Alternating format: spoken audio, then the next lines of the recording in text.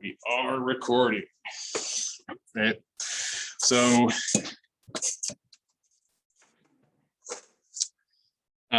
teapots can be a number of shapes and sizes, right? They don't have to always be round. I'm going to do a tall cylindrical one because I think it'd be nice to have.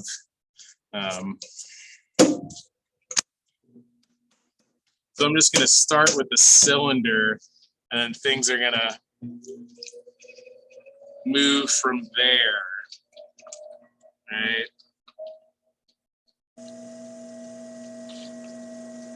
And if anyone has any questions. You start with the cylinder and just counting for. Just about, yeah. Anything that's tall is a cylinder, just about, right? Even a bowl, yeah.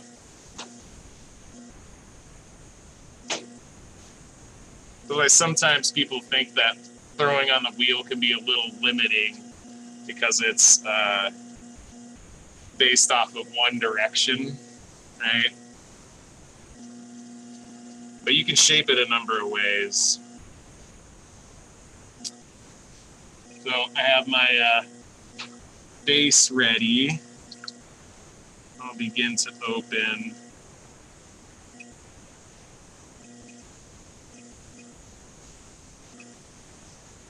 We'll see how tall we can get this.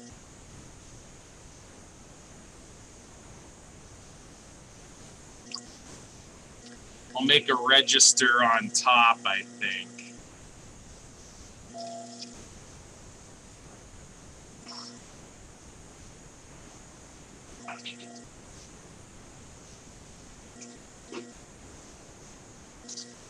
So remember, in a cylinder and cups, you want to make that cone shape.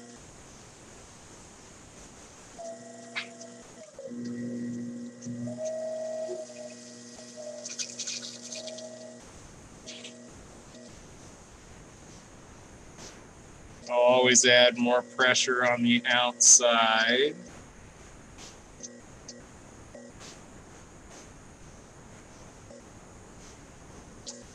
And are people familiar with collaring? Right. So it's another way to set up your clay for a throw, for a pull. You collar the whole body in. So I'll add pressure to the bottom and work my way up. And it'll narrow everything and set it up for the final pull. So with my base, I'm going to add pressure with my right hand. I'll make this little groove here, and then I'll follow that all the way up. So I get a little bit of height. That clay is being pressed into the inside, and then when I put my hand on the inside for the last throw, it will have a lot of pushback, so I'll get even a little bit more height. And I do a lot of standing when I get to this pull. I want my whole hand to go in there.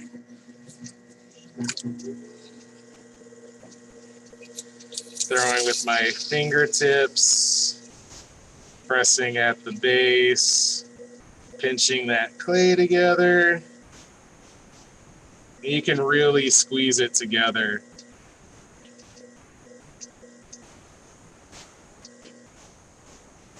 Right. And that's where I'll stop, just because I know where I'm at pressure-wise. There's a little bit of a kink that'll start to happen at the bottom if I add too much pressure. So, what's the form you're using when you're pulling the clay up? Your hands. With my hands, it's like you're making T-Rex hands. almost. Like, I mean, that's really what it is. Your elbows are in, and my inside hand is just slightly above my outside, like this. So when I pull, where am I at here? When I pull up on this side at the bottom, it's like this. Yeah, and I can do a cross section of a smaller one. It takes a little bit of it takes a while to feel that pressure out, but once you got it, like it's ingrained in your muscle memory and stuff. So yeah. So when in doubt, just squeeze that clay together and pull it up, right? And I think, even though it's a demo, I'll still kind of smooth this out, right? So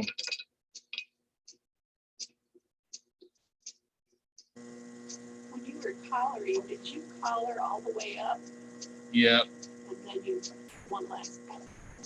And then one last pull. Yeah, I collared all the way up to the piece, and now I have this nice silhouette that runs from top to bottom. And I want to make a register at the top for my lid. So what I'm gonna do, there we go. All right, a little awkward, is I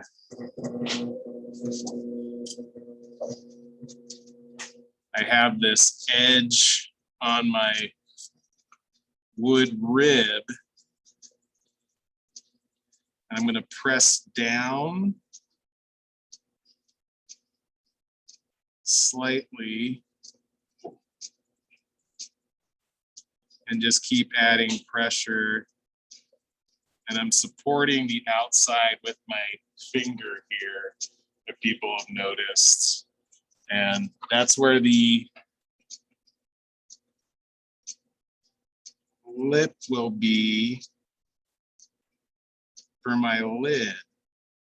So as I press down, it's gonna throw out my side a little bit here, and I can always adjust that, but pretty typical in making teapots or jars, right? It's a twofer, jars or teapots. And I'll trim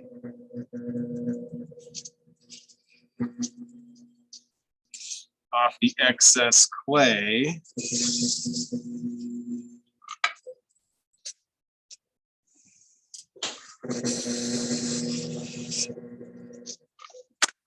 And I have my body.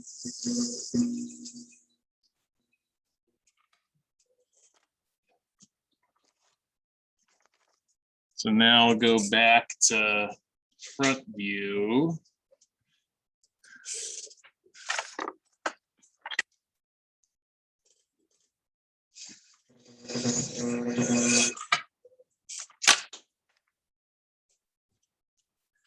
I can pick this up and move this to the side. Right now, I want to make my teapot spout. So getting about half of what I had will work just fine. And we're going to drill down all the way.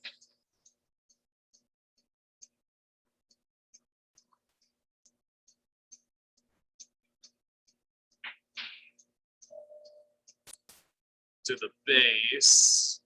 I don't want to have a bottom here.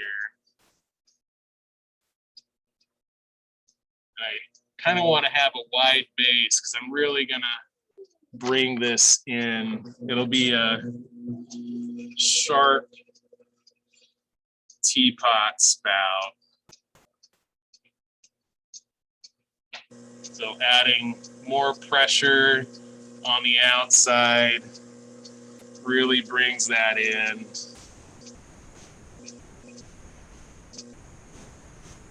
Throwing with my fingertips.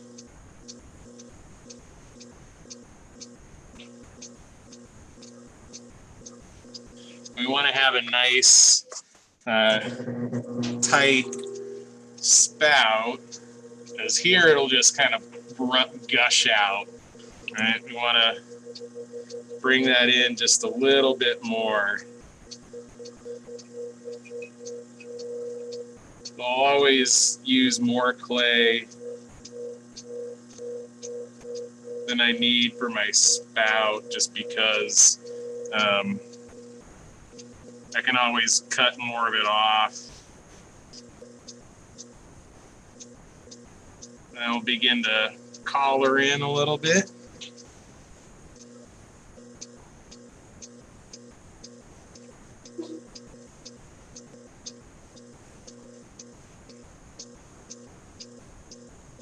Okay.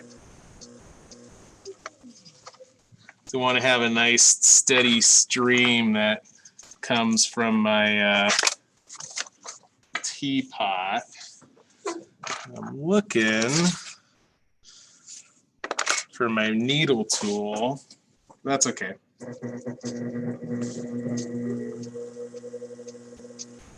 I'm going to clean up my edges here just a little bit.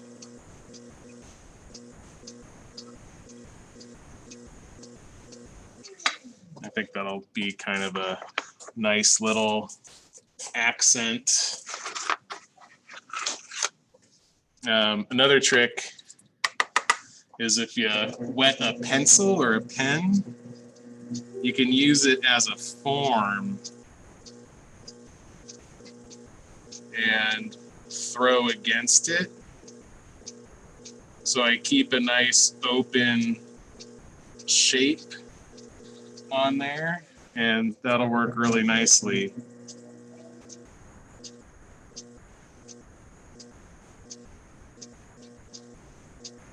And I can form the spout a little bit by pressing my thumb up against the side and tooling it just a little bit to make a nice sharp edge.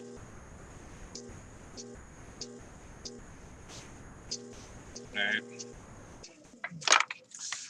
So with this, I'll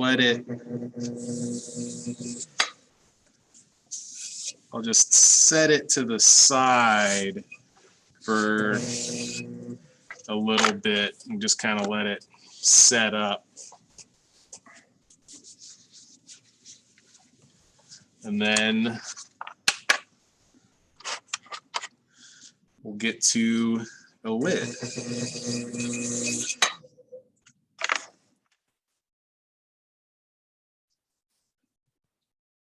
You can always clean up fingerprints and things like that. So calipers, we want to take a measurement of our lid. And I'm going to do a dropped lid, something that the profile is going to be up and drops down, because I can make that all in one setting with a knob. So even less clay I'll use for my lid, because it only covers a small area, right?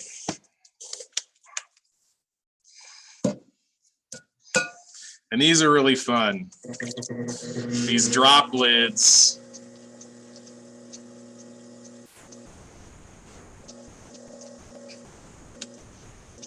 Require a little bit of cleanup, but not as much as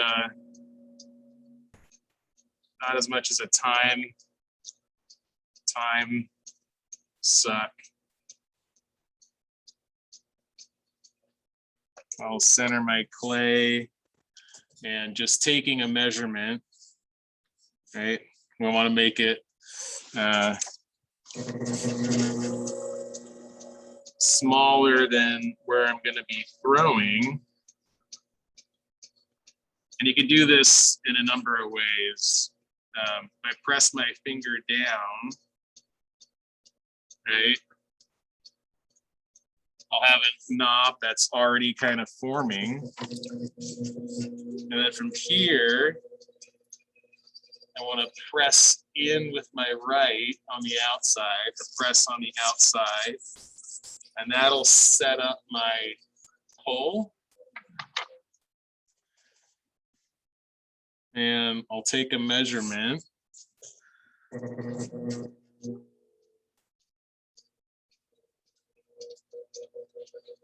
And I'll begin to pull out a little bit. So depending on where my lid is at, right, I can trim this down. I can move this in a little bit. I can flare this out. I don't need to pull much more than I already have. Right, and that'll work pretty good. Now maybe we'll tempt fate, because I can always trim a little bit more to fit it. That'll be good, right? So we'll put these all in front of the fan and see how they come together by the end of class. That bottom, should you leave? Is that you called it the pole? I'll leave quite a bit, because you can always pull more from the bottom up to the top and even it out, and then trim off what you don't need. Okay. Right? Does that make sense? Talking about What's right here? yeah. Yep. I'll trim it right off. So that's the great thing about the base, and with the rasp that we have over there, you can trim off that little buttress that's on there, right? But you don't want it to be flat with the rest of the, or with the part that flares out. Right. You want to have a little bit. You want to have a little bit of weight so it sets down on top of it, Okay. right? So with that, we'll do a quick attachment of that spout.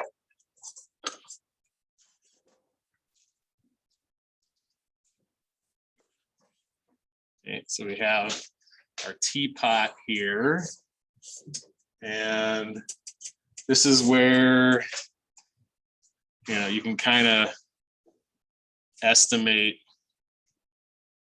what your spout is going to look like, right? So do I want it up here? If I have it down here, it's not going to work, right?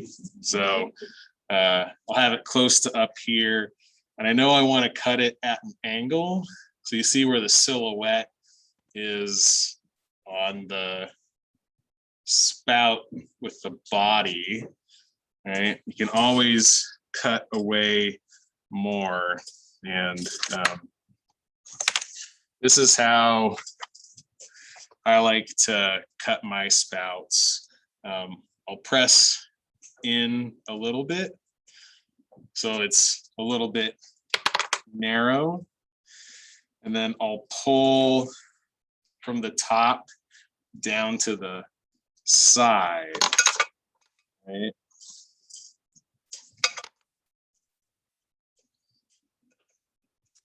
And once this wire tool gets going, it really cuts through clay very easily. So before I remove that, I'll turn it to the side here, and you can see how I cut at an angle. And that's important for placement on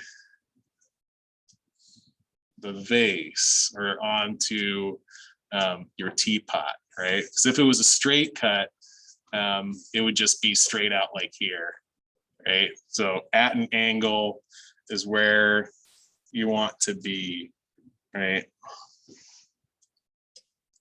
So I can put it on there, see how that looks, and I'll make a mark with my wood knife of where the outline is, and that's where I'll create my score marks.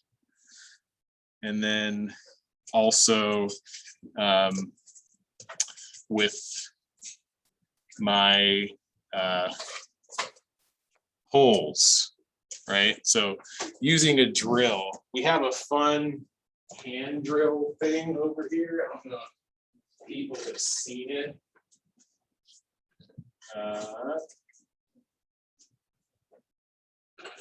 There you go. Ta-da!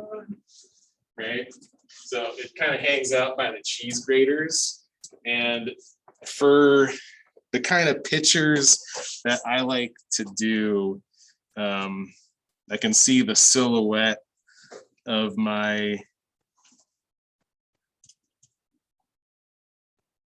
teapot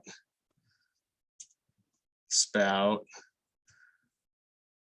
This is kind of like an old coffee can pour spout, right? I can just do 3 little holes running up the side, and that's enough.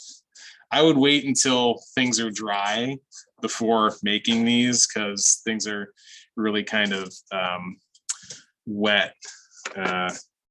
But you know, as you can see, when I get that on there, it'll cover things up, right? So I could add more holes if I really wanted to. If you're straining tea, if you want to make a tea strainer, your holes will be a little bit on the smaller side, right? So even 4 holes like this will be enough to strain tea nicely, right? So we'll pretend that this is attached for the time being, and I'll work this down when it's a little bit drier, right? So any questions about that? Cool. I did say I was going to make a spout,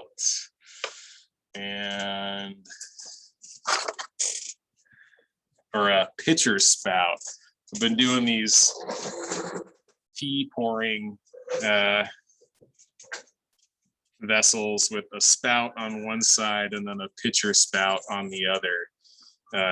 So this is the perfect spot here to work that, right? So I'll pinch here.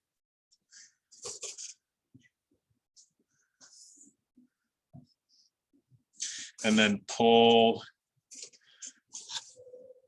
that lip out a little bit, right? So I kind of did this last time,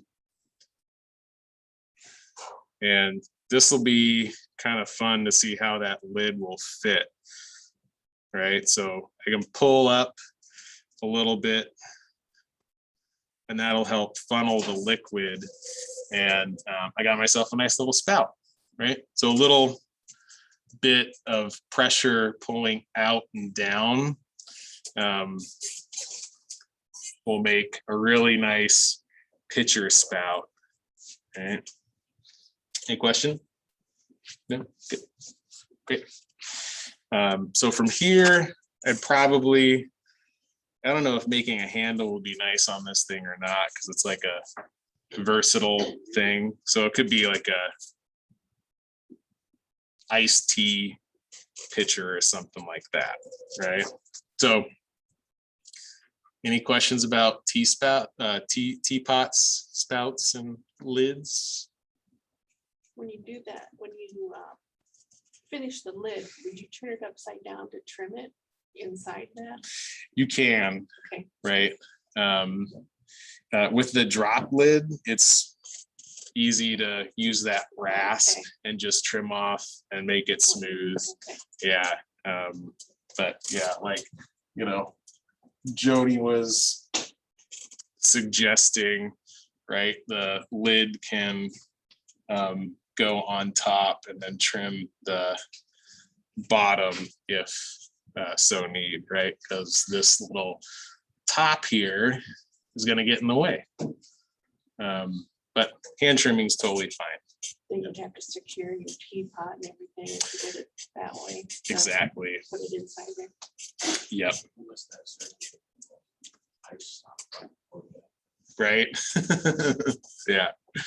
So ultimately, you know, if you guys have a good idea, it'll usually work in ceramics if it's based off of like basic ceramic building methods, right? And I have photocopied and placed up on the cabinet here the teapot lid diagram, or just a lid diagram. So take a look at that and let me know if you guys have any questions, right? So I think that ticks off a lot of things I wanted to do. And now we'll do plates, right? People wanted to make plates on the wheel, right?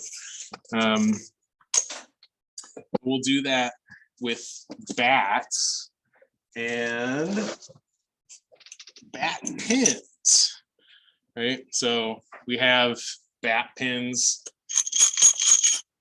in this little jar, right? And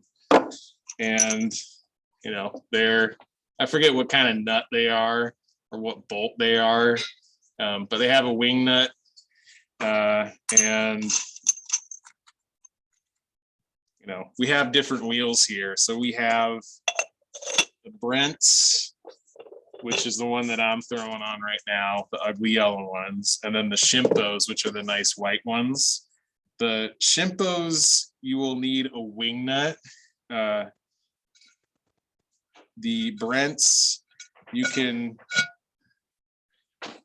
drop in these bat pins in the holes here, and they won't really move around.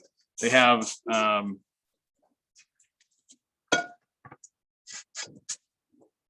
long tube that they go in.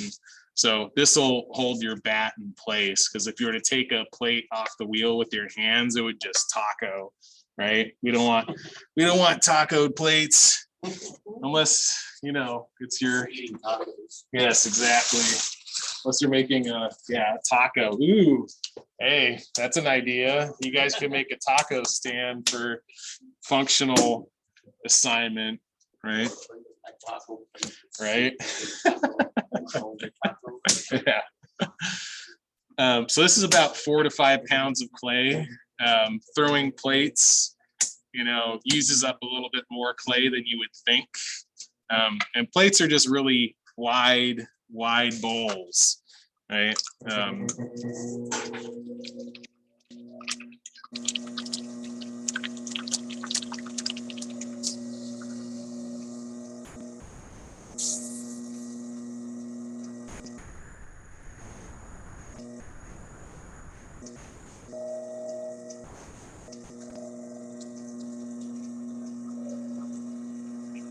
So if I was making a bowl,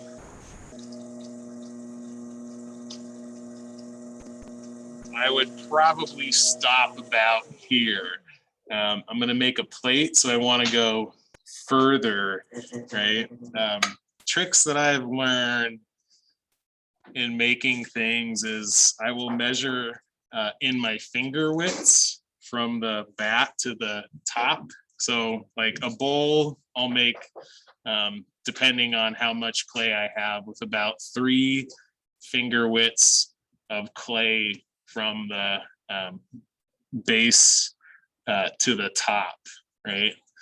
With my plates, I'll go further. And how to compress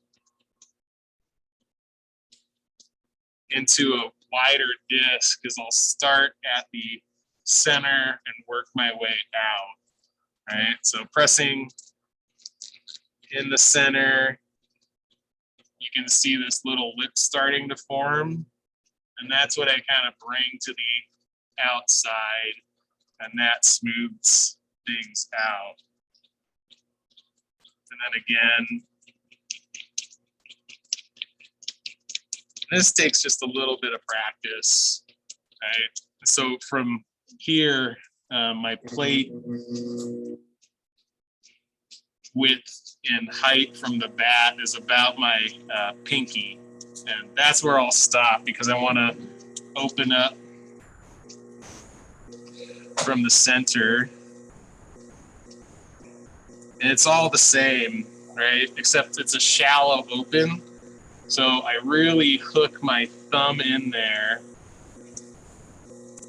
And I'll use my thumb as a tool. I'll support with my right hand.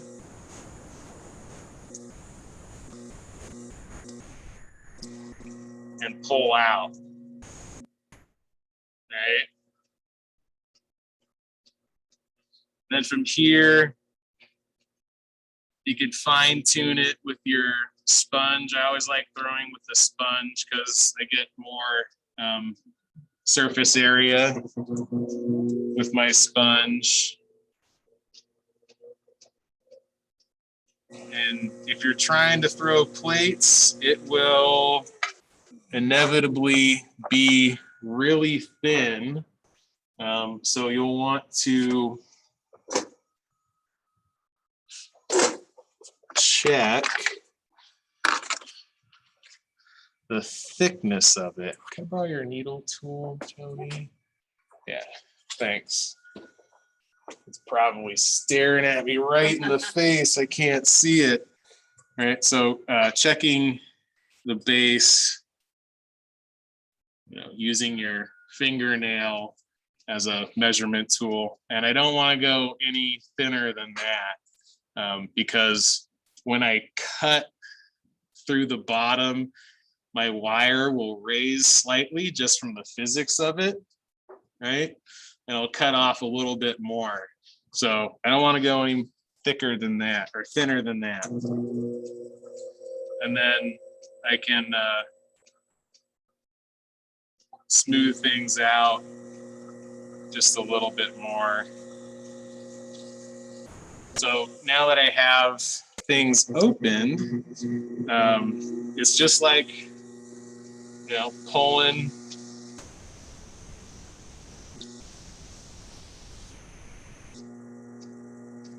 a bowl.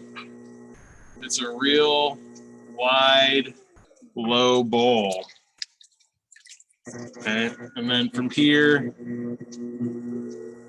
you can use your rib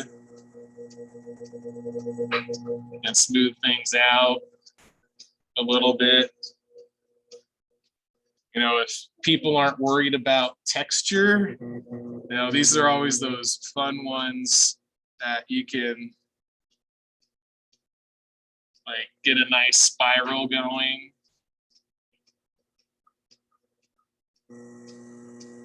And if you take your edge too flat, it will warp in the kiln, right? So if you have a flat, flared rim, it will warp in the kiln and then you'll be heartbroken, right? So leave a little bit of it curled up and it will, it won't it won't slump. So with this now, for cutting this off your bat, you always want to give yourself a little bit of room. Since this is taking up most of the space in the splash pan, right? There we go.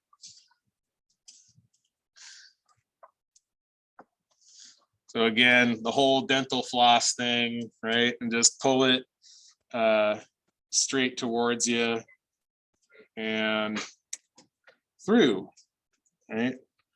So, and then we'll let this dry, and I'll show you how to trim it next time when it's leather hard.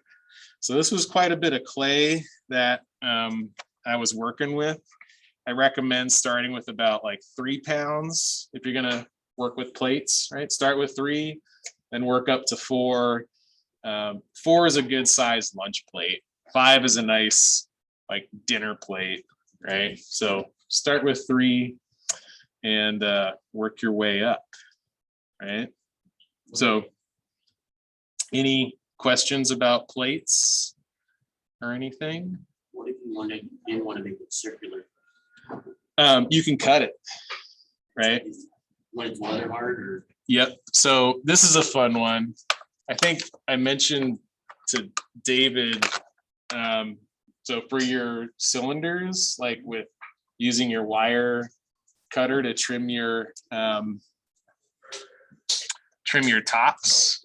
This is something that I've been doing for a while. It's been really fun. So you can make a really fluid cut by going up and down on your plate. So I want to go relatively slow here, and if I want to have a fluid kind of movement, it's best not to think about it and just kind of do it. So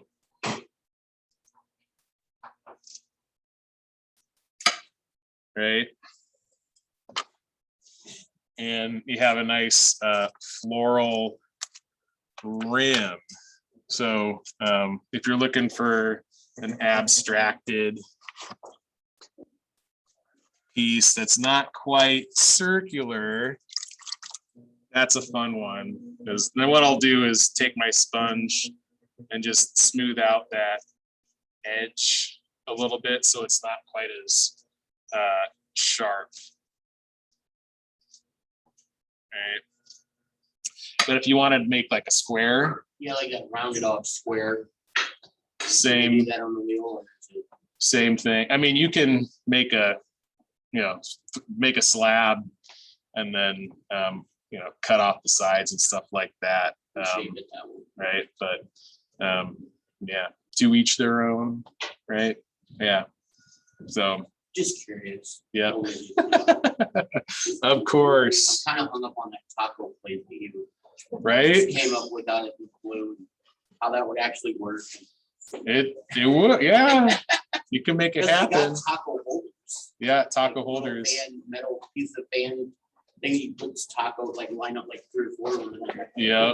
You can I have a make, plate like that. exactly, make a taco ceramic piece. Right. You got a question, Zach? Yeah. When you're compressing, does your left hand just hold in that form? Or Yeah. You're not applying pressure. I'm applying enough pressure to hold the So- shape together. Oh, okay. Yeah. Just guiding it out. Exactly. Yep. Yeah, that's right. Yeah. So anything else? Cool. We'll have at it. I'll check in with you guys. And great. So that was about an inch thick. Yep, that was about an inch thick on the base. It's always best to leave